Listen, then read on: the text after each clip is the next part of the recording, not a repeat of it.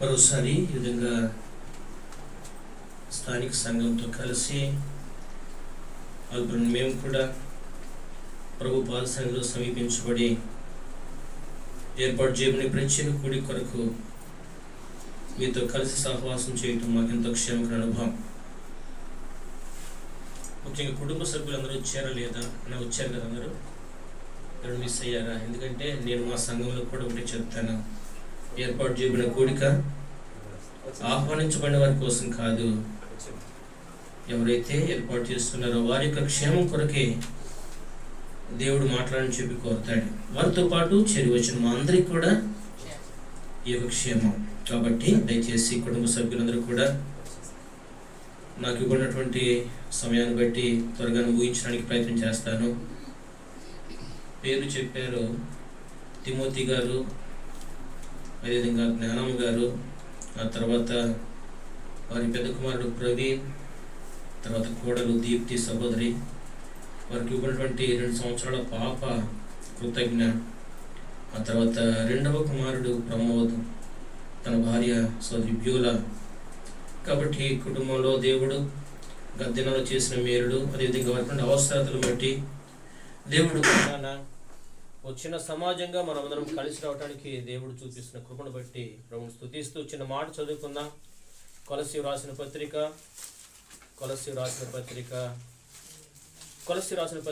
3వ అధ్యాయం 17వ వచనం. కొలస్సీ రాసిన పత్రిక 3వ అధ్యాయం 17వ వచనం. అందరం కలిసి చదువుకుందామా? కొలస్సీ రాసిన పత్రిక 3వ అధ్యాయం 17వ వచనం. అందరము కలిసి చదువుకుందాం. మరియు మాట చేత కానీ క్రియ చేత కానీ మీరేమి చేసినను ప్రభువైన యేసు ద్వారా తండ్రి అయిన దేవునికి కృతజ్ఞతాస్తుతులు చెల్లించుచు సమస్తమును ఆయన పేరిట చేయడం. విశ్వాసముగా దేవుడు మనకి ఇచ్చిన గొప్ప బాధ్యత ఇది. మనం ఏమి చేసినా సరే యేసుక్రీస్తు ద్వారా తండ్రి అయిన దేవునికి కృతజ్ఞతాస్తుతులు చెల్లించాలి, ఆయన పేరున చేయాలి. ఇది విశ్వాసకులు పడిన గొప్ప ఆధిక్యత. లోకంలో వారికి ఇటువంటి ఆధిక్యత లేదు. వారు ఏమంటారు, ఇదిగో మా అమ్మ పేరున, లేదా మా నాన్న పేరున, లేదా మా సంఘ పెద్ద పేరున, మా కుల పెద్ద పేరున, లేకపోతే మా బాబాయ్ పేరున అని రకరకాలుగా వారి వారి పేర్లను ఉచ్చరిస్తూ తాము తీర్మానం చేస్తూ ఉంటారు. వారు ఏదైనా పని కొరకు పూనుకుంటూ ఉంటారు. కానీ ఇది నాన్న క్రీస్తు యేసు రక్తం చేత కడుగబడిన బిడ్డలముగా ఆయన యొక్క సంఘంలోనికి చేర్చబడిన వారంగా మనకి ఇవ్వబడిన గొప్ప ఆధిక్యత ఏంటంటే, మనము మాట్లాడినా పని చేసినా ఏది చేసినా క్రీస్తు యేసు ద్వారా తండ్రి అయిన దేవునికి కృతజ్ఞతాస్తుతులు చెల్లించు అని పేరట చేయటం. ఈ సత్యాన్ని ఈ కుటుంబం గుర్తెరిగారు. తిమోతి గారు, అదేవిధంగా జ్ఞానం గారు, ఈ కుటుంబం వారందరూ కూడా ఈ సత్యాన్ని గుర్తెరిగారు. కాబట్టి వారు ఏ పని చేసినా ప్రభునామకు మహిమ చెల్లిస్తూ ఆయన పేరిట జరిగించాలని చెప్పి కోరుకునే ఈ దినాన మనందరినీ కూడా ఆహ్వానించారు.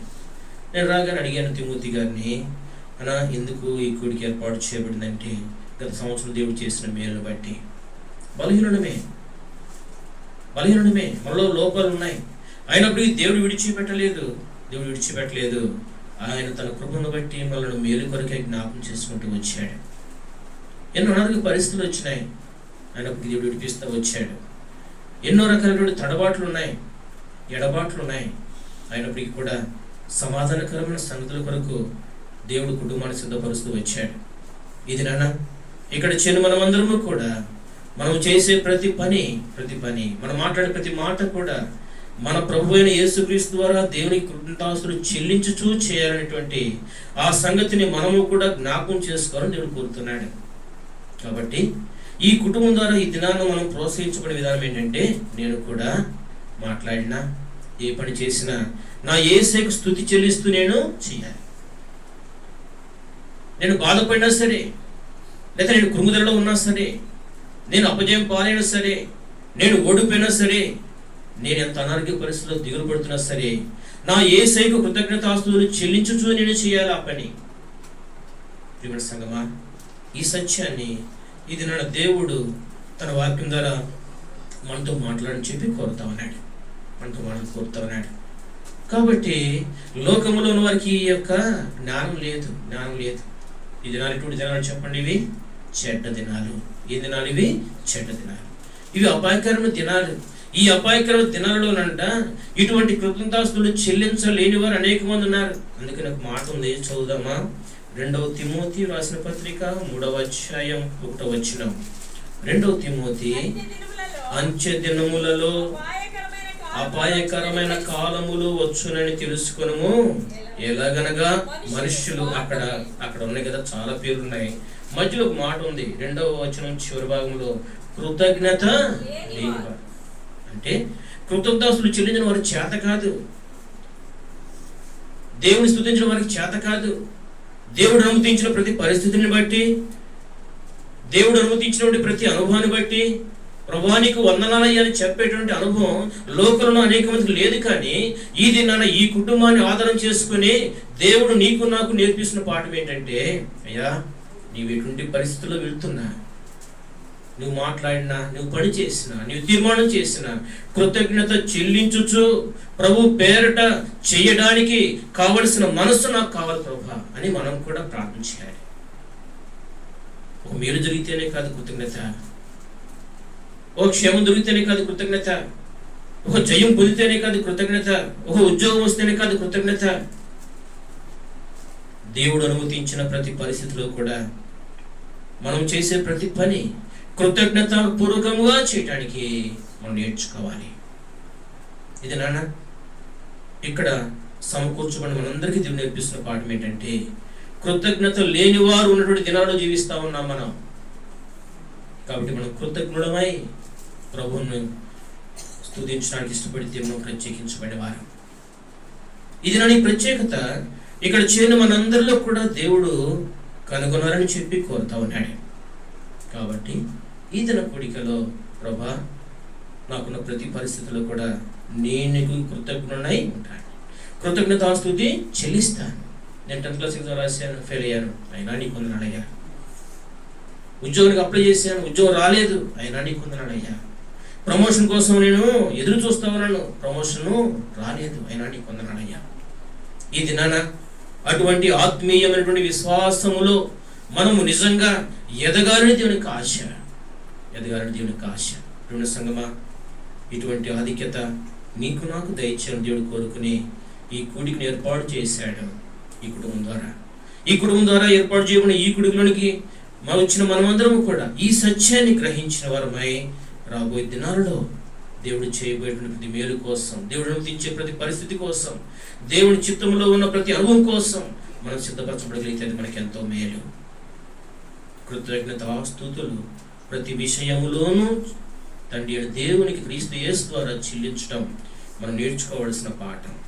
అందుకని కీర్తనకారుడు ఒక మంచి మాట అన్నాడు, అయ్యా రేపు ఉదయాన్నే నేను లేచిన తర్వాత నా జీవితంలో నీవు అనుమతించే కార్యం ఏదైనా సరే, నీవు నీతిగల దేవుడో, న్యాయం కలిగిన దేవుడో, నీ చిత్తంలో ఏది అనుమతించినా నేను దాన్ని ఇష్టపూర్వకంగా స్వీకరిస్తాను. నీవు దేన్ని అనుమతించినా దానికి నేను లోబడతాను, దానికి విధేయత చూపిస్తాను. నీవు అనుమతించినప్పుడు ప్రతి అనుభవాన్ని బట్టి నేను నిన్ను స్తుతిస్తాను అని అర్ధరాత్రి వేళంట ఆయన మేలుకొని ప్రభువును స్తుతిస్తా ఉన్నాడు. ఎక్కడున్నమాట? 119వ కీర్తన 62వ వచనం.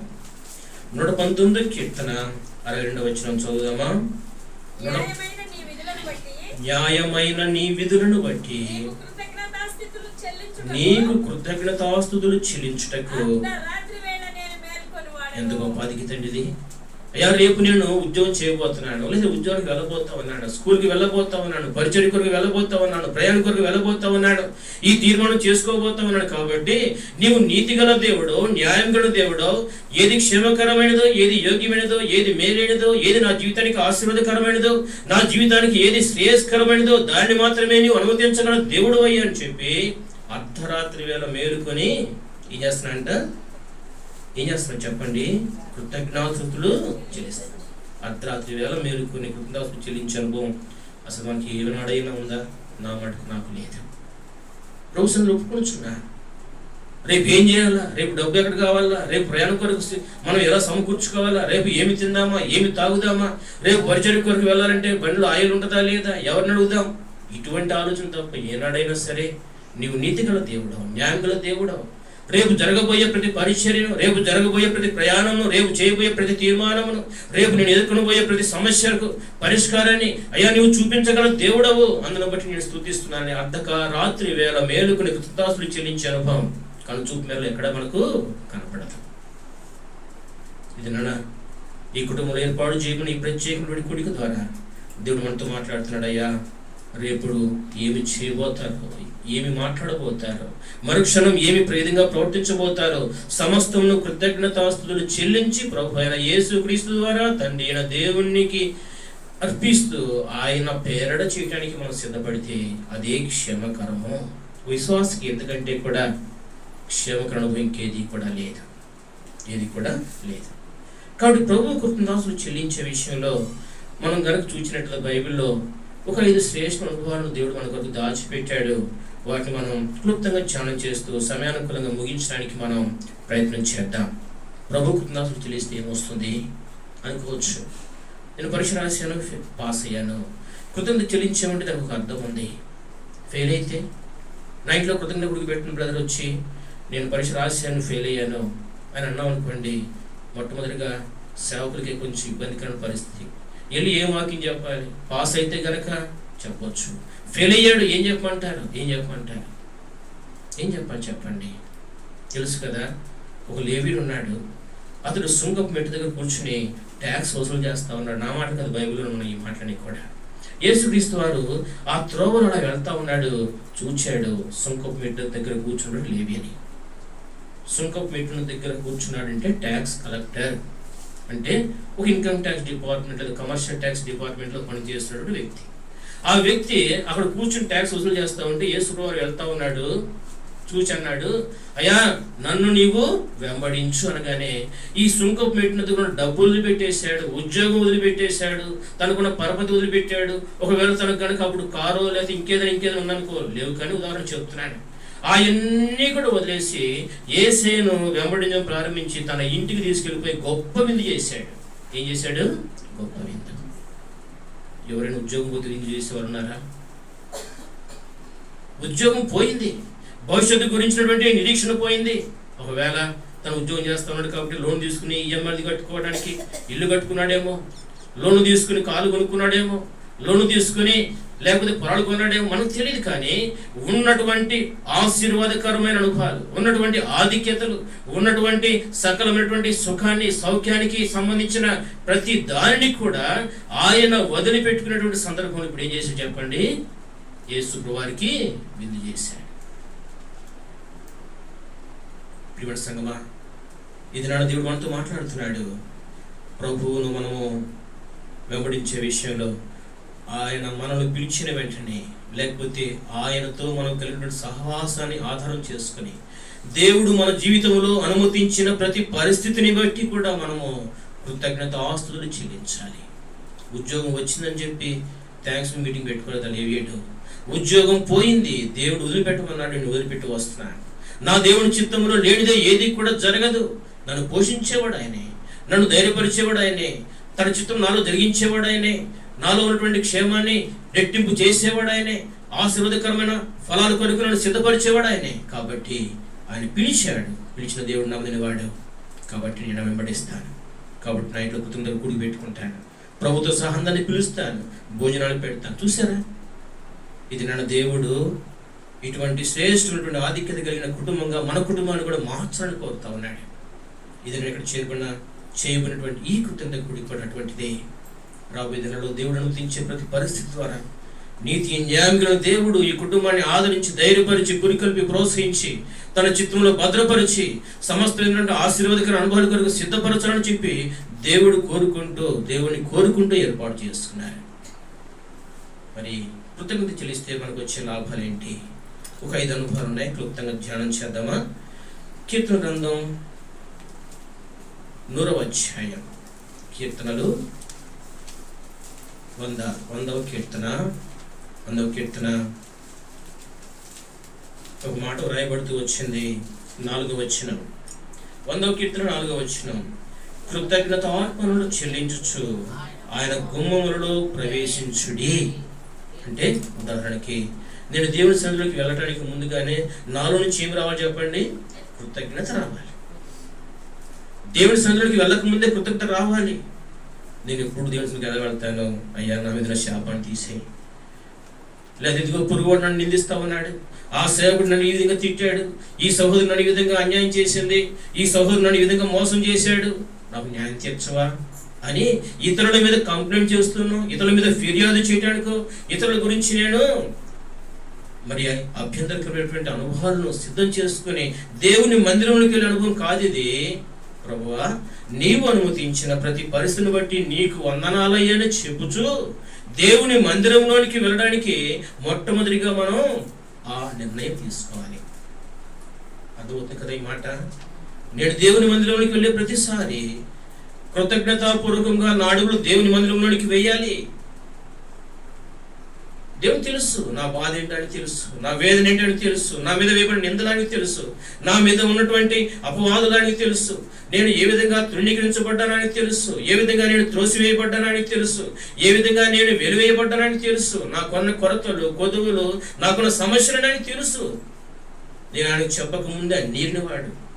అప్పుడు నాకు ఆత్మీయత ఎలా ఉండాలంటే, నేను దేవుని స్తుతిస్తూ వెళ్ళయ్యా, ఇదిగో నాకున్న అనుభవాలన్నింటినీ కూడా నువ్వు తీసివేసే దేవుడు. ఈ అనుభవాలలో నేను వెళ్ళేటప్పుడు నాకు కావాల్సిన ఓర్పును, నాకు కావాల్సిన సహనాన్ని ఇచ్చే దేవుడు అనేటువంటి కృతజ్ఞత అర్పణలు చెల్లిస్తూ దేవుని సన్నిధిలోనికి వెళ్ళడం మనం నేర్చుకోవాలి. అప్పుడంట మనకు వచ్చే గ్రహింపు ఏంటి? చదువుదామా? 9వ కీర్తన 3వ వచనం. 3వ కీర్తన 3వ వచనం. యెహోవాయే దేవుడని తెలుసుకునుడి, ఆయన మనల్ని పుట్టించను, మనం ఆయన వారము, మనం ఆయన ప్రజలము, మనం ఏపు గొర్రెలము అంటే అర్థం ఏంటి చెప్పంటారా? అప్పుడు వాస్తవాలను తీసుకురాబడతాం, సత్యాన్ని గ్రహించుతాం. అయ్యా, నీవే కదా నన్ను పుట్టించావు. ఒకప్పుడు ఎలా ఉన్నాను లోకంలో? నీకు దూరంగా ఉండవాడను, లోకం చేత నేను బంధించబడినవాడను. అయితే క్రీస్తు యేసు రక్తం చేత నన్ను కడిగి పరిశుద్ధపరచడం ద్వారా నన్ను నీ బిడ్డగా చేసుకున్నావు. ఇది నన్ను నేను నూతన జన్మ అనుభవం తీసుకురాబడినవాడు. ఇది నన్ను నీవు నాకు కాపాడుకున్నావు. నా జీవితంలో ఏది కూడా కొదువు చేసేవాడు కాదు. నా జీవితంలో లేమనేది లేదు. నా గిన్నె నిండి పొల్లింపజేసేవాడిగా ఉన్నావు. గాఢంధకారపు లోయలో నిన్ను సంచరించినా సరే ఏ అపాయానికి భయపడని స్థితిలోనికి నీవు నన్ను నడిపించే దేవుడు అయ్యా. కృపా సత్యాలు నా వెంట తీసుకొచ్చే దేవుడు అయ్యా. చిరకాలం నీ మందిరంలో నివసింపజేయడానికి ఇష్టపడే దేవుడు అయ్యా అనే సత్యాన్ని మనము మరలా జ్ఞాపకం చేసుకోవడానికి దేవుడు అనుమతిస్తాడు. కాబట్టి మొట్టమొదటిగా కృతజ్ఞత చెల్లించడం ద్వారా సర్వ సత్యంలోనికి నడిపించబడతాం.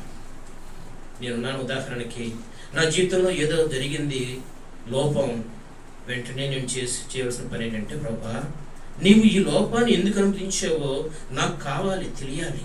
ఆ లోపాన్ని సరి చేసుకోవడానికి తిరిగి నేను ఆ పాపంలో పడిపోకుండా, తిరిగి నేను ఆ లోపంలోనికి వెళ్లకుండా, తిరిగి ఆ నిర్లక్ష్యం నాలో లేకుండా, తిరిగి ఆ అశ్రద్ధ నాలోనికి రాకుండా, తిరిగి నేను అలక్ష్యంగా ఉండకుండా, తిరిగి అవివేకంతో ఆ మాట మాట్లాడకుండా, తిరిగి అనాలోచనగా ఆ విధంగా నేను ప్రవర్తించకుండా ఉండే నిమిత్తమై నన్ను సర్వసత్యం నడిపించవా అని అడిగేటువంటి ఆధిక్యతలోనికి మనం వెళ్తాం. ఇప్పుడు చెప్దామా? నేను ఎప్పుడైతే కృతజ్ఞతాపూర్వకంగా దేవుని సన్నిధికి వెళ్తానో నాలో ఉన్న బలహీనతలకు కారణం ఏంటి, నాలో ఉన్న లోపాలకు కారణం ఏంటి, నాలో ఉన్నటువంటి అపజయాలకు కారణం ఏంటి అనే సర్వ సత్యాన్ని దేవుడు నాకు నేర్పిస్తాడు. అంతేకాని ప్రభా ఇదిగో నాకు ఈ విధంగా బాధలు, నన్ను వాళ్ళు తృణీకరించారు, వీళ్ళు త్రోసివేశారు, వీళ్ళు నన్ను అనవసరంగా మోసం చేశారని ఇతరుల మీద మనం కనుక ఫిర్యాదు చేయడానికి దేవుని సన్నిధికి వెళ్తే దేవునికి తెలియవా? అన్నీ తెలుసు. అప్పుడు ఏమంటాడు ఆయన? రే, ముందు నీ జీవితాన్ని నువ్వు సరి చేసుకో, సర్వశిక్షను నడిపించు, ఎందుకు ఇవి అనుమతించబడ్డాయో నేర్చుకో. మొట్టమొదటిగా దేవుడు మనం నేర్పిస్తున్న పాఠం, కృతజ్ఞతాపూర్వకంగా మనం దేవుని సన్నిధిలోనికి ప్రవేశిస్తే సర్వసత్యంలోనికి దేవుడు నడిపిస్తాడు. మన హృదయంలోనికి మనం తొంగి చూసుకుంటాం. ప్రభా నిజమే, నాలో ఈ లోపం ఉంది, నాలో ఈ పొరపాటు ఉంది, నాలో ఈ అజ్ఞానం ఉంది, నాకు ఈ యొక్క తెలివి తక్కువతనం ఉంది, నాలో ప్రభా ఈ అహంకారం ఉంది, నాలో ఈ గర్వం ఉంది, నాలో ఈ అహంభావం ఉంది అనేటువంటి ఆ ఇన్నర్ అంటే లోపల ఆంతరికంగా ఉన్నటువంటి దేవునికి అయిష్టమైన ప్రతి అనుభవాన్ని దేవుడు తేటతలం చేసి వాటన్నిటినీ మనం ఒప్పుకొని ప్రభు సన్నిధిలో క్షమాపణ కోరి తిరిగి సమకూర్చబడి అనుభవం కొరకు దేవుడు సిద్ధపరుస్తాడు. తద్వారా మనము ఆలకించడానికి ఆయనకు మనకు అభ్యంతరంగా ఆటంకంగా ఉన్నటువంటి ప్రతి అనుభవం కూడా ఏమవుతుంది? పటాపంచలు అవుతాయి. కాబట్టి కృతజ్ఞతలు చెల్లిస్తూ ప్రభు సన్నిధిలోనికి మొట్టమొదటిగా మనం ప్రవేశించడానికి ఇష్టపడితే తన సత్యాన్ని దేవుడు మనకు బయలుపరుస్తాడు. ఇది మొదటి శ్రేష్టమైన అనుభవం. రెండో చూద్దామా? కృతజ్ఞతలు చెల్లించుట ద్వారా మనం పొందే అనుభవం ఏంటి? మొదటిది సత్యం మనకు తెలియజేయబడుతుంది, వాస్తవంలోకి మనం తీసుకురాబడతాం.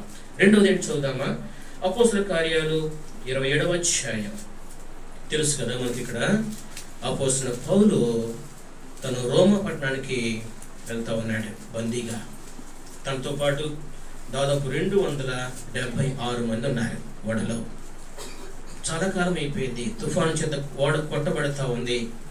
దాదాపు కొన్ని దినాలు, అంటే 14 దినాలు దాదాపు పైనే వారు సూర్యుని చూడలేదు, చంద్రుని చూడలేదు, చీకటి, నక్షత్రాలు కనపడలేదు, పెద్ద గాలితో కొట్టబడుతూ ఉన్నారు. బ్రతుకుతా ఉన్న ఆశ బొత్తిగా వారిలో లేకుండా పోయింది. ఆ సమయంలో ఓడలో ఉన్న సామాగ్రి మొత్తం కూడా బయటపడేశారు. బయటపడేసిన తర్వాత ఏమైపోయింది? బ్రతుకుతామో లేదో తెలియదు. ఇక నాకు తెలిసి ఒకవేళ అప్పుడు కనుక సెల్ ఫోన్ ఉంటే కనుక మెసేజ్ పంపించేవారేమో. ఏమని? SOS అంటారు కదా, సేవ్ అవర్ సోల్స్. అంటే మా ప్రాణాలను కాపాడండి ఒక మెసేజ్ పంపించేవారేమో సెల్ ఫోన్ నుండి. తెలియదు. ఒకటి మాత్రం వాస్తవం, రేపు చూస్తామన్నటువంటి మాట, ఆలోచన వారిలో ఏ ఒక్కరికి కూడా లేదు. ఏ ఒక్కరికి కూడా లేదు. ఏ ఒక్కరికి కూడా లేదు. చదువుదాం. ఆ మాట ఎక్కడ ఉంది? అపోస్తలుల కార్యాలు 27వ అధ్యాయం 21వ వచనం. 27 అధ్యాయం 21లో మధ్యలో భాగం. కనబడక కొద్ది దినములు సూర్యుడైనను నక్షత్రములను కనబడక పెద్ద గాలి మా మీదకు వచ్చినందున ప్రాణములతో తప్పించుకుందుమన్న ఆశ బొత్తిగా పూర్తిపోయింది. ఇక లేదు, 1% కూడా లేదు. 1% కూడా లేదు. అటువంటి సమయంలో పౌలును దేవుడు వాడుకుంటూ వచ్చాడు. భయపడిపోతూ ఉన్నారు. ఆపదలో చుట్టుముట్టబడ్డాయి. ఆపదలో బంధించబడ్డారు. భయంకరమైన తుఫానులు చిక్కున్నారు. రేపటి గురించి, రేపు ఉదయం తెల్లవారితో లేదో తెలియదు. తెల్లవారితో అది కనపడడం కూడా కనపడలేదు. ఏం జరుగుతుంది? ఇటువంటి పరిస్థితుల మధ్య పౌలు ఒక చిన్న పని చేశాడు. ఏంటో పని? చూద్దామా? అపోస్తలుల కార్యాలు 27వ అధ్యాయం. అపోస్తలుల కార్యాలు 27వ అధ్యాయం 35వ వచనం. ఈ మాటలు చెప్పి ఒక రొట్టె పట్టుకొని అందరి ఎదుట దేవునికి కృతజ్ఞతాస్తుతులు చెల్లించి దాన్ని విరిచేస్తారు. ఆపదలున్నాయి, కష్టాలు, ఇరుకులు, ఇబ్బందులు, రేపుని గురించిన నిరీక్షణ లేదు, భవిష్యత్తు ఏమవుతుందో తెలియదు, బ్రతుకుతామన్నటువంటి ఆశ లేదు. ఇటువంటి భయంకరమైనటువంటి స్థితిగతుల మధ్య ఉన్నటువంటి 276 మధ్యలో ఈ ఒక్కడు మాత్రమే, ఎవరు? పౌలు మాత్రమే ఏం చేస్తూ వచ్చాడంటే కృతజ్ఞతాస్తుతులు చెల్లిస్తూ తన దగ్గర ఉన్నటువంటి రొట్టెని విరిచి వారికి ఇచ్చుడు ద్వారా, వారు తినుడు ద్వారా ఏమైంది చెప్పండి? 36వ వచనం. ధైర్యము తెచ్చుకున్నాడు. సంగమా, ఇది నన్ను దేవుడు మనతో మాట్లాడుతున్నాడు. అయ్యా, నువ్వు ఎటువంటి పరిస్థితుల్లో ఉన్నప్పటికీ, అయ్యో అనారోగ్య పరిస్థితులు ఉన్నాయి కదా, నేను బయటపడతానో లేదో తెలియదు. అప్పుడు వారం ఉంది, బయటపడతానో లేదో తెలియదు. నిందించబడతా ఉన్నాను, బయటపడతానో లేదో తెలియదు. శత్రువులు చుట్టుముట్టున్నారు, బయటపడతానో లేదో తెలియదు. ఇదిగో నా శత్రువులు నా కొరకు పొంచి ఉన్నారు, కోర్టు కేసులు చుట్టుముడుతూ ఉన్నాయి, కుటుంబంలో సమాధానం లేదు. ఎందుకు చేసుకున్నానా ఈ పెళ్లి? ఎందుకు చేసుకున్నానా నేను ఈ యొక్క వివాహం? ఎందుకు నేను అనవసరంగా ఈ కుటుంబంలో అడుగు పెట్టాను? ఎందుకని నాకు ఈ యొక్క బరువు నెత్తి మీద పడిందని రకరకాలుగా చింతిస్తూ రేపటి గురించినటువంటి ఏమాత్రం నిరీక్షణ లేని స్థితిలో ఒకవేళ ఇక్కడ చేరిన వారు ఎవరైనా ఉన్నారా? దేవుని సంగమా, దేవుడు నీతో నాతో మాట్లాడుతున్నాడు. నీ చుట్టూ ఉన్న పరిస్థితులు ఎంత కఠినంగా ఉన్నప్పటికీ, నీ చుట్టూ ఉన్న బాధలు ఎవరు తీసివేయలేనివి అయినప్పటికీ, నీ చుట్టూ ఉన్న పరిస్థితులు ఏమాత్రము కూడా నీ అదుపులో లేకపోయినప్పటికీ, నీకు సహాయపడటానికి నీ దగ్గరికి ఎవరు రావడానికి ఇష్టపడకపోయినప్పటికీ, నీవు నడిచేవలసిన పని ఏంటి చెప్పండి? కృతజ్ఞతాస్తుతులు చెల్లించి అనుభవంలోకి నడిపించబడాలి. నిజమే, తన దగ్గర చిన్న రొట్టె, ఆ చిన్న రొట్టె తీసుకుని కృతజ్ఞతాస్తుతులు చెల్లించి దాన్ని తినడం ద్వారా అక్కడ ఉన్న వారందరూ కూడా ధైర్యం తెచ్చుకున్నారు. ధైర్యం తెచ్చుకుని తినలేదు. చాలా జాగ్రత్తగా గమనించండి. తిని ధైర్యపడలేదు. కానీ అపోస్తలుడైన పౌలు కృతజ్ఞతాస్తుతులు చెల్లించి ఆ రొట్టెని విరిచి తింటూ ఉండగానే చుట్టూ ఉన్న వాళ్ళకి ఏమొచ్చింది చెప్పండి? ఇప్పుడు ధైర్యం వచ్చింది. ఇది నాన్న నీవు నేను ఇటువంటి సాక్ష్యాన్ని సంఘంలో కలిగి ఉన్న దేవుడు కోరుతాను. అరే ఏందిరా, ఈ కుటుంబంలో సమాధానం లేదనుకున్నామే, ఈ కుటుంబానికి ఉద్యోగం లేదనుకున్నామే, ఈ కుటుంబంలో అప్పుల భారం ఉందనుకున్నామే, ఈ కుటుంబంలో అనారోగ్య పరిస్థితులు ఉన్నాయి అనుకున్నామే, ఏంటి ఇంత నిశ్చింతగా ఉన్నారు వీరు? కారణం ఏంటంటే దేవుడు అనుమతించే ప్రతి పరిస్థితులు కూడా కృతజ్ఞతాస్తుతులు చెల్లిస్తా ఉన్నారు ఈ కుటుంబాలు. కాబట్టి కృతజ్ఞతాస్తుతులు చెల్లించడం ద్వారా రెండోదిగా దేవుడు అనుమతించే అనుభవం ఏంటంటే నీవు ధైర్యపరచబడతావు, నీ చుట్టూ ఉన్నటువంటి ప్రజలను కూడా నీవు ధైర్యపరుస్తావు. ఎంత అధికత! ఇది డబ్బులు ఇస్తుంది కాదు, ఒక అధికారంతో ఇచ్చే మరి ఏది ధైర్యం కాదు ఇది. ఉదాహరణ, నేను పోలీసు కొన్నాను అనుకోండి, కాబట్టి నేను అనొచ్చు, రే నేను పోలీసు రా, ఇక్కడ ఎవరు రారు దొంగలు, కాబట్టి నేను నిర్బంధంగా ఉండదు నేను చెప్పవచ్చు. ఒక డాక్టర్ అనుకోండి, నేను డాక్టర్ అయ్యా, నీకెందుకు నేను చెప్పినట్టు నేను అని నీకు నేను ఒక ధైర్యాన్ని ఇవ్వచ్చు. ఇది అటువంటి ధైర్యం కాదు. చుట్టూ ఉన్న పరిస్థితులు భయంకరంగా ఉన్నటువంటి స్థితిలో అపోస్తలుడైన పౌలు కృతజ్ఞతాస్తుతులు చెల్లించడం ద్వారా దేవుని ధైర్యాన్ని తను పొందుతూ వచ్చాడు. కష్టాలు, ఇరుకులు, ఇబ్బందులు, శ్రమలు చుట్టుముట్టినటువంటి సందర్భంలో, ప్రతి సందర్భంలో మొట్టమొదటిగా దేవునికి స్తుతులు చెల్లించడానికి నేర్చుకుందాం. ప్రభువుని అనుమతించిన ఈ పరిస్థితిని బట్టి నీకు వందనాలయ్యా అని చెప్పి చెప్పడానికి నేర్చుకుందాం. ధైర్యాన్ని దేవుడు మన చెంత నిలబెడతాడంతే. ప్రియమైన సంగమా, ఇది నీకున్నటువంటి భయంకరమైన పరిస్థితులు నాకేంటో తెలియదు, ఇక్కడ చేరిన మనందరిలో చుట్టుకున్నటువంటి సమస్యలు ఏంటో నాకు తెలియదు, మన దేవునికి తెలుసు. ఇది దేవుడు ధైర్యపరచబడిన స్థితిలోనికి నడిపించాలని కోరుతున్నాడు. మొట్టమొదటిగా నేను చేయవలసిన చెప్పండి, కృతజ్ఞత చెల్లించు. ఏంటి కృతజ్ఞత? ప్రభా, నువ్వెందుకు అనుమతించావో తెలియదు ఈ అప్పుల భారం, నువ్వెందుకు అనుమతించావో తెలియదు ఈ రోగం, నువ్వెందుకు అనుమతించావో తెలియదు ఈ సమస్య, అయినప్పటికీ నేను ధైర్యపరచబడాలని చెప్పి కోరుకుంటున్నాను అని కృతజ్ఞత చెల్లిస్తాను. చూసారా, ఆ కృతజ్ఞత దేవుని చేత అంగీకరించబడేటువంటి అనుభవం వరకు సిద్ధపరుస్తుంది. తద్వారా ధైర్యపరచబడి ఆ సమస్యను ధైర్యంగా ఎదుర్కొంటాం. అప్పటి వరకు నిరాశ, ఏం చేయాలో పాలు పోని స్థితి. కానీ ఎప్పుడైతే కృతజ్ఞత చెల్లించి ప్రభువును కనిపెడతామో తద్వారా దేవుడు ధైర్యపరిచి మన ముందుకు వేస్తాడు. తెలుసు కదా, యెహోషాపాతు, అమోనీయులు, మోయాబీయులు, కేయినీయులు లాంటి కొంతమంది శత్రువులు వచ్చారు.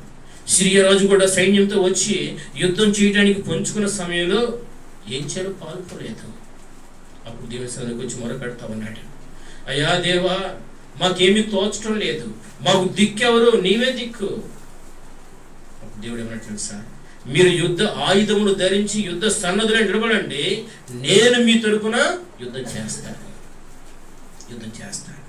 కృతజ్ఞతాపూర్వకంగా దేవుని సన్నిధిలోనికి మనం రాగలిగినట్లయితే మన చుట్టూ ఉన్న ప్రతి పరిస్థితి నుంచి మనం తప్పించడానికి కావాల్సిన ధైర్యాన్ని మనకి ఇచ్చి యుద్ధ ఆయుధములు మనం చేబుని నిలబడతామంటే యుద్ధం జరిగించేది మాత్రం ఆయనే.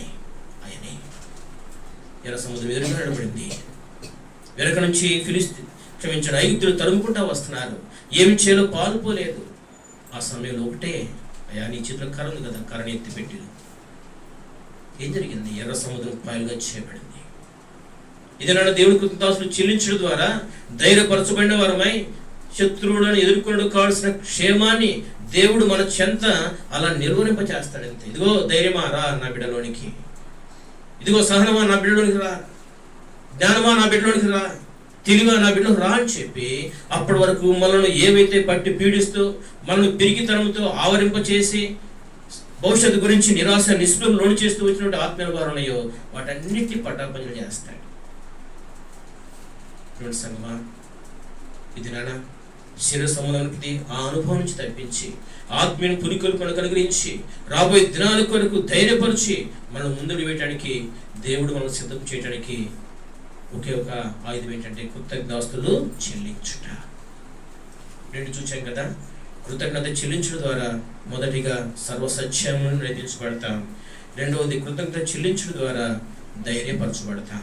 మూడో చదువుదామా? మూడవది ఫిలిప్పీ రాసిన పత్రిక 4వ అధ్యాయం 6-7 వచనాలు.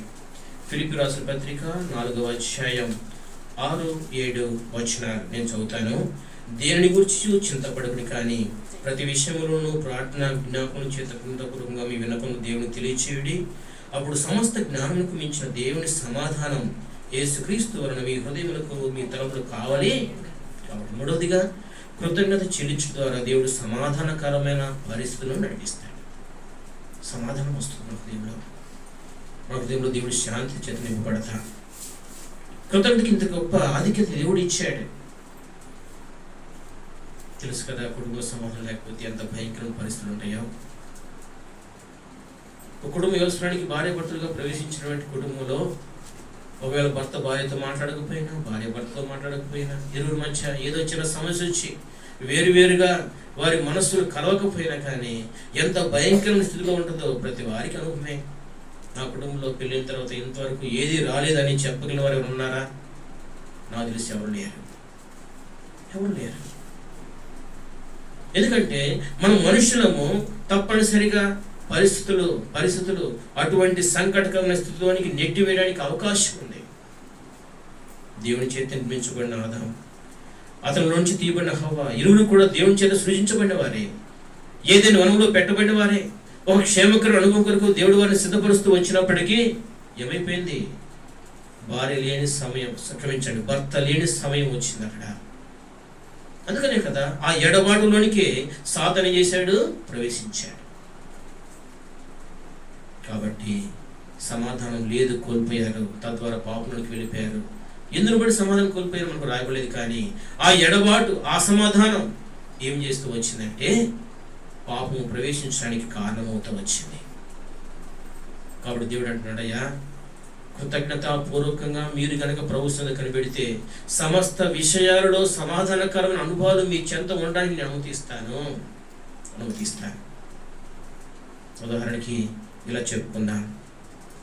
నేనున్నాడు, మా బాబు ఉన్నాడు, చదువుతున్న సమయంలో ఏదైనా 2 సబ్జెక్ట్ 3 సబ్జెక్టులు పోయినాయి అనుకోండి. ఆ పోయినటువంటి అనుభవాన్ని వెంటనే నాకు చెప్పాడు, నా 5 నేను ఫెయిల్ అయ్యాను అన్నాడు అనుకోండి. అప్పుడు నేను దేవుని నమ్మిన బిడ్డకి ఏం చెప్పాలి? అరే నువ్వు తప్పావు కదా, అయినా పర్లేదు, దేవునికి స్తోత్రం. నువ్వు తప్పినప్పటికీ దేవునికి స్తోత్రం. ఎందుకంటే ఏదో ఒక మేలు కోసమే దేవుడు నిన్ను తప్పించాడు, ఏదో ఒక మేలు కోసమే దేవుడు నిన్ను ఆ స్థితిలో నడిపించాడు అనేటువంటి మాట నా నోటి నుంచి వస్తే మా ఇంట్లో ఏముంటో చెప్పండి? సమాధానం. అలా కాకుండా లక్షలు పోసి నీకు కట్టబెడతా ఉంటే నువ్వు తిని తిరుగుతున్నావా, చదువుకోవట్లేదా అని కర్రబెట్టి నాకు కొట్టాననుకుని ఏమొచ్చింది? అసమాధానం. కాబట్టి మన హృదయంలో దేవుని సమాధానం కావలిగా ఉండడానికి మనం ప్రయాసపడడానికి కృతజ్ఞత అనేది ఒక ప్రత్యేక అనుభవం. అది వచ్చిన సంఘటన చెప్తాను. దేవుడు అనుభవించేటువంటి ప్రతి మేలైన అనుభవం కూడా కృతజ్ఞతకు ఆరంభం. అది తెలుసు కదా. అంటే కెనడా దేశం, క్షమించండి కెనడా కాదు, UK, బ్రిటన్ సంబంధించినటువంటి ఒక మిషనరీ నేను చదివినటువంటి వార్త ఇది. నేను చూడలేదు. ఇది ఎప్పుడు దాదాపు 16వ శతాబ్దంలో, అంతకుముందు ఎప్పుడో జరిగింది. అంటే ఒక 500 సంవత్సరాల క్రితం జరిగినటువంటి సంఘటన ఇది. ఏంటి ఆ సంఘటన? ఒక మిషనరీకి దేవుడు ఏం చేశాడంటే మరి తన చిత్తాన్ని బయలుపరిచాడు. ఏంటి ఆ చిత్తం? ఆయన వెళ్ళి ఆఫ్రికా ఖండంలో దేవునికి సువార్తను ప్రార్థన చేసుకున్నాడు, తీర్మానం చేసుకున్నాడు. అది దేవుని చిత్తాన్ని గ్రహించాడు. దానికోసం తను ప్రయాసపడుతూ ఉన్నాడు.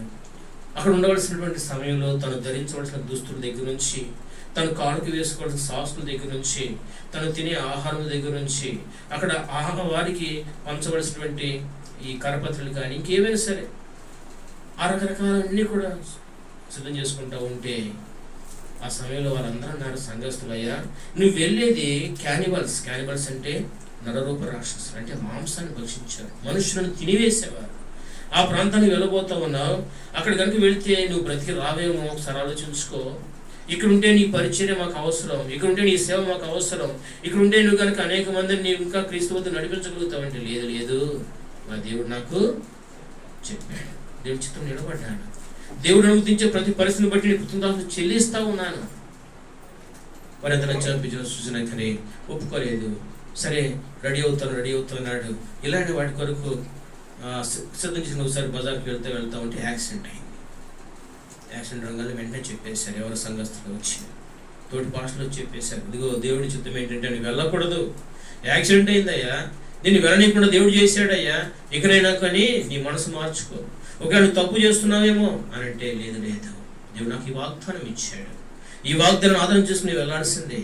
మరి కాలు పోయింది కదా, కృత్రిమ కాలు వేశారు కదా, అయినా దేవునికి స్తోత్రం. కృత్రిమ కాలు వేయబడింది, అయినా దేవునికి స్తోత్రం. ఏంటి ఇట్లా అంటాడు మన సేవకుడు, పట్టు విడవట్లేదే అని సరే చెప్పారు, వదిలివేశారు. మరలా రెండోసారి ప్రయత్నం ఆరంభించాడు. టికెట్ కొనుక్కున్నాడు. టైం వచ్చింది, అందరూ వచ్చారు, ఏడ్చారు, ఎక్కించారు ఓడ. కొంతకాలం ప్రయాణం చేసి వెళ్ళిపోయాడు. వెళ్ళిన తర్వాత దిగాడు. దిగిన తర్వాత అడవిలోకి ప్రవేశించాడు. మొట్టమొదలంతా భుజం పెట్టుకుని వెంటనే వచ్చారు. ఎవరు వారు? నరరూప రాక్షసులు వచ్చారు. వచ్చి పట్టుకున్నారు. చూశారు, తెల్లగా ఉన్నాడు, ఎర్రగా ఉన్నాడు. వాళ్ళంతా నల్లగా ఉన్నారు. ఈరోజు మనకు మంచి రంగులో ఉన్నటువంటి మాంసాన్ని మన దేవుడు మనకు పంపించాడని చెప్పి వారి భాషలో వారు సంతోషిస్తూ కేరింతలు వేస్తూ తీసుకెళ్ళిపోయారు తమ గూడెపు యజమాని దగ్గరికి. వాస్తవ సంఘటన ఇది. వెళ్ళారు. తీసుకెళ్ళిన తర్వాత కట్టి వేశారు. చూచాడు గూడెపు యజమాని చాలా ఎత్తుగా ఉన్నాడు, లాగున్నాడు. కాబట్టి మంచి బలి మనకు దేవతకు అర్పించి ఈ పండుగ రోజున మనం మంచి భోజనం చేయొచ్చు అనుకున్నారేం. బహుశా వారికి ప్రతి పౌర్ణమి రోజు సంథింగ్ ఏదో తినాలంట ఒక ఉత్సవం జరుగుతుంది ఆ గ్రామదేవతకు. కాబట్టి వారు గుళ్ళు బంధించారు. ఆ రోజు రాణి వచ్చింది. తన శరీరం మీద రకరకాల రంగులు పూశారు. తన ఆకులతో అటు ఇటు ఏదో చేస్తున్నారు. నాకు అర్థం కావట్లేదు. ఒకటే అర్థమైంది ఏంటంటే నన్ను బలిగా ఇవ్వబోతున్నారు. కాబట్టి మరి కొన్ని క్షణాలు నేను చనిపోవడానికి సిద్ధంగా ఉన్నాను. ఆ సమయంలో తను చేసిన ప్రార్థన తెలుసా? ప్రభువా, నీవు అనుమతించినటువంటి ఈ యొక్క పరిస్థితిని బట్టి నీకు వందనాలు. ప్రభువా, నీవు అనుమతించిన ఈ పరిస్థితిని బట్టి నీకు వందనాలు. కృతజ్ఞత వచనమే తన నోటి నుంచి రావడానికి తను సిద్ధపడ్డాడు. ఆ దినాన ఆ సమయంలో తీసుకెళ్ళిపోయారు. వారి యొక్క ఆచార ప్రకారం ఎవరైతే వారు బంధించి తమ దేవతకు బలిగా అర్పించడానికి ఇష్టపడతారో వారి యొక్క కుడికాలను ఏం చేయాలి? మొట్టమొదటిగా గూడెపు యజమాని కొరికి ఆ రక్తాన్ని నోట్లోనికి పీల్చుకోవాలి. ఆ రక్తం అంతా కూడా తన నోట్లోకి వెళ్తా ఉంటే ఆ టేస్ట్ను చూసిన తర్వాత అప్పుడు పరిగణిస్తే అప్పుడు కత్తితో తనను వధించి ముక్కలు చేసి ఆ తర్వాత తమ యొక్క దేవతకు బలిగా ఇచ్చినట్టు వారు అర్థం చేసుకొని ఏ ముక్క నా ముక్క తినటమే. అది వారి యొక్క ఆచారం. కాబట్టి యజమాని దగ్గర తీసుకెళ్ళారు.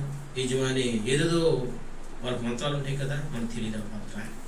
రకరకాల భాషతో వారి యొక్క దానితోనే గట్టిగా అరుస్తూ ఉన్నారు. గూడెపు యజమాని వచ్చాడు.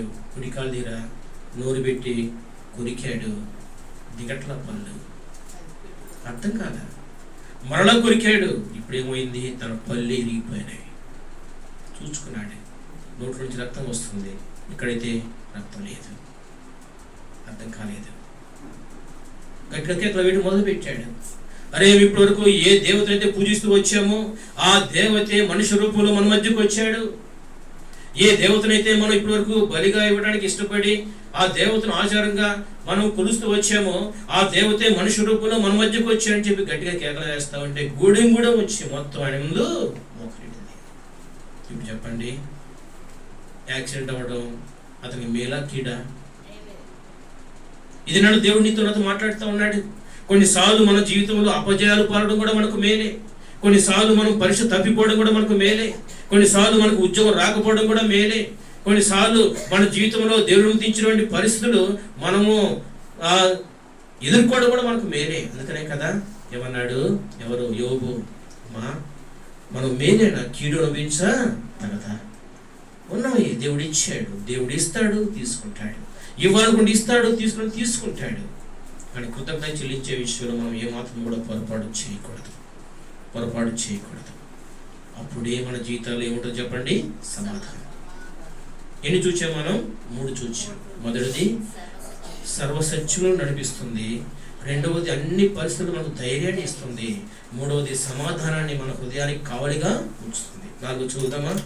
కృతజ్ఞతాస్తులు చెల్లించడం ద్వారా దేవుడు మన జీవితంలో అందించే 4వ ఆత్మీయ అనుభవం. యోహాను సువార్త 6వ అధ్యాయం 11వ వచనం.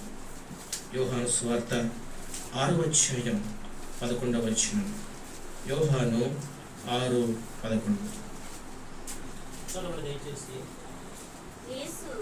యేసు ఆ రొట్టెను పట్టుకొని చెల్లించి చాలు. ఏ రొట్టెలవి? అంతకుముందే శిష్యులు అంటూ వచ్చారు. ఏం మాట అన్నారంటే వాళ్ళు, అయ్యా ఇక్కడ చేరిన వారందరూ కూడా కొంచెం తినాలన్నా దాదాపు 200 రూపాయల కంటే ఎక్కువే. క్షమించండి, 100 రూపాయల కంటే ఎక్కువే, అంటే 200 దినారం ఉంది కదా, కిందేముంది ఇంచుమించు 10 రూపాయల దినారం అంటే 100 రూపాయల కంటే ఎక్కువే రొట్టెలు కావాలి అన్నాడు ఒక ఆయన. ఎవరు అతను? ఫిలిప్. ఇంకో ఆయన ఏమన్నాడు? ఆంధ్రయ్య, అయ్యా ఇక్కడ చిన్న పిల్లవాడి వద్ద 5 రొట్టెలు 2 చేపలు ఉన్నాయి, కానీ అవి కొంచెం కొంచెం గుర్చుకోవడానికి ఏమాత్రం పోయాయి. ఉదాహరణకి నేను మా ఇంటికి ఎవరైనా వచ్చాను అనుకోండి, బ్రదర్ భోజనం చేయండి అంటే, వద్దు బ్రదర్ అంటాను. నీకు బలం చేయండి, సరే 4 మెతులు పెట్టండి అన్నారు అనుకోండి. నోటి నుంచి వచ్చే మాట ఏంటి చెప్పండి, మనకు 4 మెతులు పెట్టమంటే ప్లేట్ పెట్టేసి 4 మెతులు ఎదురు పెట్టాను అనుకోండి, ఏమంటారు దాన్ని? చెప్పండి ఏమంటారు? అంటే ఆ మాత్రం కూడా రావు కదా అని ఇక్కడ ఆంధ్ర ఉద్దేశం. చాలా జాగ్రత్తగా చదవండి 9వ వచనం. ఇంతమందికి ఇవి ఏమాత్రం అంటే వారు డిసైడ్ అయిపోయారు. ఇక్కడ మన దగ్గర ఉన్నటువంటి సోర్స్ అనేది చాలా తక్కువ, మనం రీచ్ చేయవలసిన టార్గెట్ ఏమో చాలా పెద్దది. అంటే దాని అర్థం ఇలా, ఉదాహరణకి దేవుడు కలెక్టర్ చేయాలనుకున్నాడు వాళ్ళను. మనం అనుకుంటా, అయ్యా నాకేంటి ప్రభా కలెక్టర్ అవుతానా, వాళ్ళవాడి వేలే, నాకు ఇంగ్లీషే రాదు, నాకు రాయడమే సరి చేత కాదు, నాకు కమ్యూనికేషన్ స్కిల్సే లేవు, నేను 10 మంది ముందు నుంచి మాట్లాడలేను, నేనేంటి కలెక్టర్ అవ్వడం ఏంటి? మన చుట్టూ ఉన్న వాళ్ళందరూ అంటారు, రే నీకు ఏదో వాగ్దానం దేవుడు ఇచ్చాడు, పొరపాటున వారికి వెళ్ళాల్సి నీకు వచ్చి ఉంటుందేమో, నువ్వెట్టవుతారా కలెక్టర్, నువ్వెట్టవుతారా ఇంజనీర్వి, నువ్వెట్టవుతారా డాక్టర్వి, నువ్వెట్టవుతారా ఆర్మీ ఆఫీసర్ అని ఒకవేళ మనకు ఉన్నటువంటి భౌతిక సంబంధమైన జ్ఞానాన్ని ఆధారం చేసుకుని మన చుట్టూ ఉన్న పరిస్థితులన్నీ కూడా మనకు వ్యతిరేకంగా సాక్ష్యం పలుకుతూ ఉండొచ్చేమో, కానీ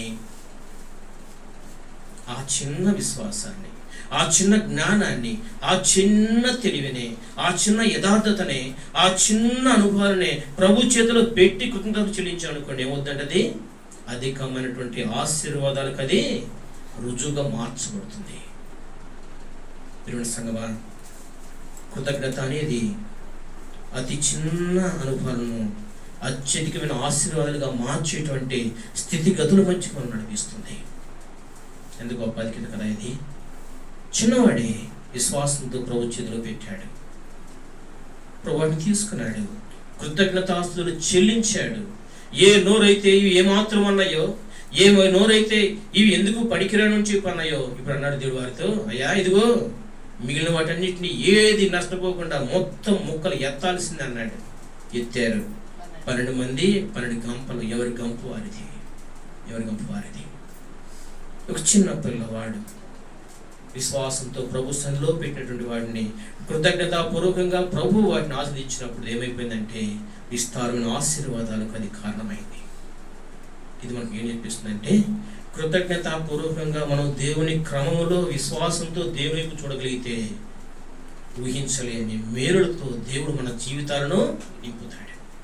క్రమం అవసరం అక్కడ. అందుకనే పంక్తులు 50 మంది చొప్పున 100 మంది చొప్పున కూర్చోమంటే కూర్చున్నారా? క్రమం తప్పలేదు. ఇదేనా మనలో క్రమం కూర్చోమంటే చాలా కష్టం. నాకు చెప్తావా అంటారు, ఎందుకంటే నేను నీకంటే సీనియర్ని, నువ్వు నాకు నేర్పిస్తావా, నువ్వు నేర్చుకో క్రమం. నేను సేవలోకి వచ్చిన తర్వాత మీకు అందరికీ తెలుసు, ఆయన ఫోన్ చేసి ముందు ప్రైజ్లో రన్న అంటూ మొదలుపెట్టాడు. చివరికి సీరియస్ అవుతున్నాడు. ఏంటో సీరియస్, నువ్వెందుకు వస్తావు, నువ్వెందుకు వెళ్తావు, నీకెవడు చెప్పాడు, క్రమం నేర్చుకో. సరే విన్నాను ఒకటే మాట అన్నాడు, సరేనన్నా నీ దగ్గరే నేర్చుకుంటాను, నేను ఇంకెవరి దగ్గర కూడా నేర్చుకో. క్రమం ఏంటో నీకు తెలుసు కాబట్టి నీ దగ్గర నేర్చుకుంటాను అనగానే నీకు ఏం మాట్లాడ అర్థం కాదు ఆయనకి. ఇంకందరికి తెలుసు ఆ సేవకుడు ఎవరు. ఆ తర్వాత మళ్ళీ ఇంతవరకు ఫోన్ చేయాల. తెలుసు నీ దగ్గరే నేర్చుకుంటాను. సంగమా, ఇది నాన్న క్రమంలో నడిచే మనకే క్రమం చెప్పడానికి భయపడతాం. ఎందుకంటే ఒకవేళ దేవుడు నియమించిన క్రమంలో మనం ఉన్నామో లేదో మనకు తెలియదు చాలా సందర్భాన్ని. ఒకవేళ దేవుడు కనుక నువ్వు అక్రమం చేస్తూ క్రమాన్ని నేర్పించడానికి ఇష్టపడుతున్నావు అని చెప్పి దేవుడు నా గురించి న్యాయమైన తీర్పులో తీసుకొస్తే నేను మోహం ఎప్పుడు పెట్టుకోగలుగుతాను. అందుకని తీర్పు తీర్చడం మీ పని కాదు అని దేవుడు స్పష్టంగా చెప్పాడు. ఇదైనా దేవుడు మనతో మాట్లాడుతున్నాడు, అయ్యా మీరు క్రమంగా ఉండి, మీ అంతటా మీరు క్రమంగా ఉండి విశ్వాసంతో నా వైపు చూడండి, కృతజ్ఞతలు చెల్లించి ఏం చేస్తాను, మీ దగ్గర ఉన్న చిన్న దానిని విస్తరింపచేస్తాను. విస్తరింపజేస్తాను. సంగమా, ఇది నా దేవుడు నీతితో మాట్లాడుతున్నాడు. కృతజ్ఞత అనే అనుభవం దేవుని క్రమంలోనికి మనం నడిపించి విశ్వాసంతో ప్రభువు చూచి అనుభవం కొరకు సిద్ధపరిచి ఊహించలేని అత్యధికమైన విస్తారమైన తీవ్ర వర్షం మన మీద కుమ్మరించడానికి దేవుడు అనుమతించినటువంటి ప్రత్యేక అనుభవం. ఎన్ని చూచాం మనం? 4 చూచాం. మొదటి ఏం చెప్పండి? సర్వసత్యంలోకి నడిపిస్తుంది. రెండవది చెప్పండి, ధైర్యపరుస్తుంది. మూడవది సమాధానం ఇస్తుంది. నాలుగవది ఊహించలేని విస్తారమైన ఆశీర్వాదాలతో మనం నింపుతుంది. ఐదవది చివరి చదువు ముగించుకుందాం త్వరగా. మొదటి తెస్సలోనికైలు 5వ అధ్యాయం 18వ వచనం. మొదటి తెస్సలోనికైలు 5వ అధ్యాయం 18వ వచనం, 16వ వచనం. 16, 18 కలిసి ఉన్నాయి. ప్రతి విషయమునందును కృతజ్ఞతాస్తుతులు చెల్లించుడి, ఇలా చేయట యేసుక్రీస్తునందు మీ విషయంలో దేవుని చిత్తం. అంటే దేవుని చిత్తములో మనం స్థిరపరుస్తుంది. ఇక ఆయన చిత్తములో మనం ఉంటే ఇక మనకి ఇక ఏది కూడా కుదరలేదు. అందుకనే బాస్సింగ్ గారు ఎప్పుడూ కూడా నేను విన్నది 1983 సంవత్సరంలో ఆయన చూచాను. ఆ తర్వాత 92వ సంవత్సరంలో ప్రత్యక్షంగా ఆయన చూచాను కర్నూలులో. ఆ 2 సందర్భాలు నేను చూచాను. ఆ తర్వాత 2000 సంవత్సరంలో ఆయన భౌతిక ఆయన చూచాను. నా జీవితంలో మొత్తం 3 సార్లు నేను చూచాను. 83వ సంవత్సరంలో పరిశుద్ధ మహాసమాజ కూడికలు జరిగి ప్రతి డిసెంబర్ మాసంలో 10 రోజులు అప్పుడు హైదరాబాద్ వెళ్ళున్నా. ఆ తర్వాత 92వ సంవత్సరంలో కర్నూలు అరణ్యంలో ఉన్నప్పుడు వారి అబ్బాయి మ్యారేజ్కి వచ్చాడు. అప్పుడు నేను డిగ్రీ చదువుతా ఉన్నాను. దగ్గర నుండి చూచాను ఆయన్ని. ఆ తర్వాత 2000 సంవత్సరంలో ఆయన మహిమలోకి వెళ్ళినప్పుడు వెళ్ళి చూచాను. కానీ ఆయన నోటి నుంచి వచ్చిన ప్రతి మాట నేను చాలా సందర్భాల్లో వింటూ వచ్చాను, అంటే ఆడియో ద్వారా. ఆ తర్వాత చదువుకుంటూ వచ్చాను. దేవుని చిత్తం జరిగించినటువంటి పుస్తకం ద్వారా కూడా దేవుని చిత్తము అనేది తన జీవితంలో ప్రథమ స్థానం. అందుకని మనం కాంప్లెక్స్ ఏది వేసిన ఏమంటాం? ప్రభు చిత్తమైతే. ఇది నా దేవుని చిత్తం విరుద్ధంగా మన జీవితంలో ఏది మనం కొనసాగించాలనుకున్నది క్షేమకరం కాదు. అందుకనే ప్రతి విషయంలో కృతజ్ఞతాస్తుతులు చెల్లించుట దేవుని చిత్తంలోనికి మనలను నడిపిస్తుంది. ఎన్ని చూచాం? సర్వసత్యంలో నడిపించబడతాం. రెండవది ధైర్యపరచబడతాం. మూడవది సమాధానకరమైన సంగతులకు సిద్ధపరచబడతాం. నాలుగవది ఊహించలేని ఆశీర్వాదంతో నింపబడతాం. దేవుని చిత్తములో మనం స్థిరపరచబడతాం. ఇప్పుడు ఒకవేళ తిమోతిను జ్ఞానమ్మ సిస్టర్ని కనుక పిలిచి అమ్మా గుడికి పెట్టున్నారు కదా, ఈ అనుభవాలన్నీ కూడా దేవుడు మీకు ఇవ్వబోతున్నాయంటే ఎంత సంతోషిస్తారు కదా. ఇక్కడ చేరి మనమందరం కూడా అమ్మా మీరు కృతజ్ఞత చెల్లిస్తే ఇటువంటి అనుభవాలు మీ కొరకు దేవుడు దాచించాడంటే ఎంత ఆనందమో. మరి ఇప్పుడు ఆనందకరమైన సంతోషకరమైన దీవెనకరమైన అనుభవాన్ని దూరం చేసుకున్నామా? లేదు ప్రభా, నీవు అనుమతించిన ప్రతి పరిస్థితిలో కూడా కృతజ్ఞతాపూర్వకంగా నీ సన్నిధిలో నేను కనబడటానికి ఇక నుంచి తీర్మానం చేసుకుంటూ ఉన్నాడు. కాబట్టి నేను నీ సన్నిధిలోకి వస్తున్నానంటే నీ కృతజ్ఞత చెల్లించడానికి, అంతేకాని వారి మీద నింద వేయటానికో, వీరి మీద అబద్ధ సాక్ష్యం పలకటానికో, వారి గురించి రిపోర్ట్ చేయడానికో, వీరి గురించి కంప్లైంట్ చేయడానికో కాదు ప్రభా. అయ్యా నాకు పరిస్థితి నీకు తెలుసు, ఎన్నో కష్టాల్లో ఉన్నాడు, ధైర్యపరచు. వీటిని ఏ విధంగా ఎదుర్కోవాలో కావాల్సిన కృపను కనుపరచు. కావలసినటువంటి నేర్పును దయచే, ఓర్పును దయచే, సహనం నాకు నేర్పించు. అయ్యా నీవు ఇచ్చే సమాధానం నా యొక్క హృదయానికి కావాలి ఉండాలి. ఆ సమాధానకు అనుభవం నుంచి నన్ను తప్పించు. మునుపటి కంటే అధిక ఆశీర్వాదంతో నన్ను నింపుము. అంతమందమే కాదు, నీ చిత్తంలో నుంచి నన్ను తొలగనివ్వకము. ఇటువంటి క్షేమకరమైన అనుభవం ఇది నీవు నేను పొందడానికి ప్రభువు ఏమంటాడంటయ్యా, కృతజ్ఞతాపూర్వక నా సన్నిధిలో నీవు కనబడటానికి ఇష్టపడి తీర్మానం చేసుకుని ప్రభు సన్నిధిలో దేవుడు ఇచ్చిన ఆత్మీయ అనుభవం ద్వారా రాబోయే దినాల కొరకు మనం సిద్ధపరచబడి ప్రభు ద్వారా ఆశ్రయించబడటానికి ప్రభు మనకు సహాయం చేయను గాక.